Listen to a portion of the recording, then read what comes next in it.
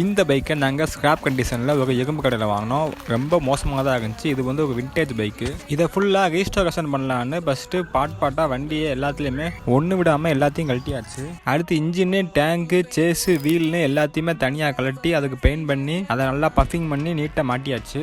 இதோட full video நம்ம சேனலில் இருக்குது. பார்த்துட்டு உங்களோட கமெண்ட்டை சொல்லிட்டு போங்க.